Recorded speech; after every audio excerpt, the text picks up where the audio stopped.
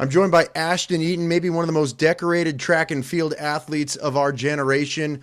Now, for those of you who don't know who he is, three-time NCAA Decathlon champion up at University of Oregon. He also holds the world record for the indoor heptathlon. Ashton, you might not be a household name yet in the track and field world. You certainly are, and you probably will be next year in 2012 in London. What's it been like since you left Oregon?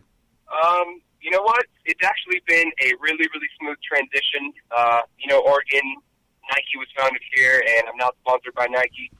And they've been really good supporters as far as my track and field career has been going. And I've only been out of college for about 7 months now, but I've already been able to see the huge changes as far as my training goes and my technique improvement. So, so far so good, Jim. Is that new coaching, or is that stuff that Nike has done to put behind you? What's that a result of, you think?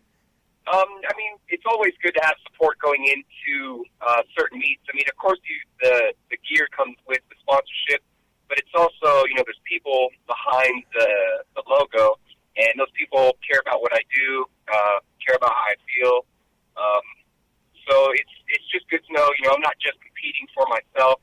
It's a lot easier when you're competing for someone else as well, Now, you're getting ready for 2012, London. You're probably one of the odds-on favorites to medal, to gold. What has been the training like? What kind of meets have you been going to, and where have you seen improvement? The training has been awesome. The post-collegiate type of training is so much more geared towards being successful on the professional level, on the world level.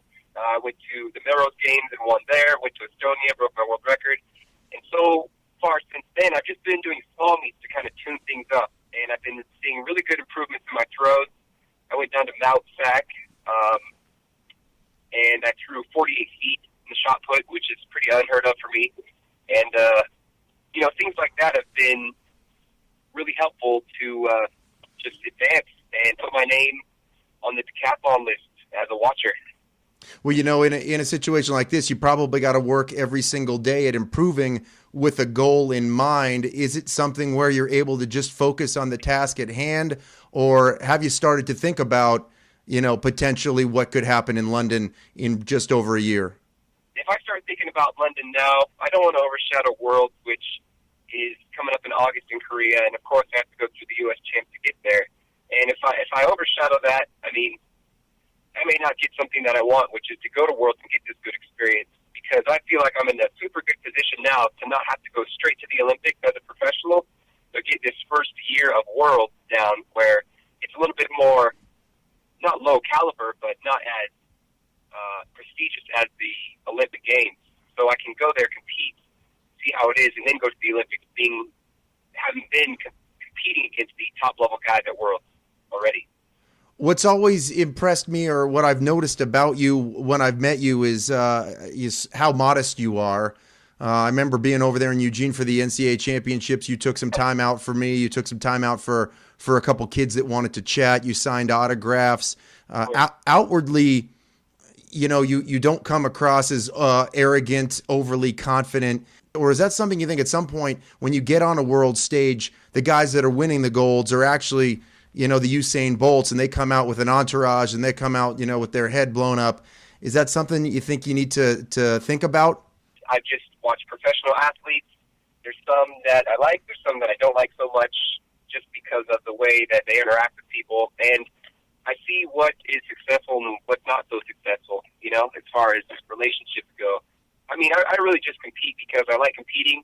And I think young kids like competing as well, and I don't want to deter them away from it because it's had such a big impact on my life. So it's really not that hard of a decision. When you were over there, when I saw you doing the NCAA championships, it was just day one, but you were very friendly to the competition. The guys were coming up and talking to you. It seems obviously not when, it was actually going down, but in between events. That's probably got to be one of the good things, is traveling, meeting people, shaking hands. I remember hearing about the crowds over in Estonia. I didn't even realize that was such a big track and field place. Estonia is huge for the multi-events. They have Erkki Newell, who's a gold medalist, and I can't remember what year, but he was just a great athlete, and I had the pleasure of meeting him when I was in Estonia.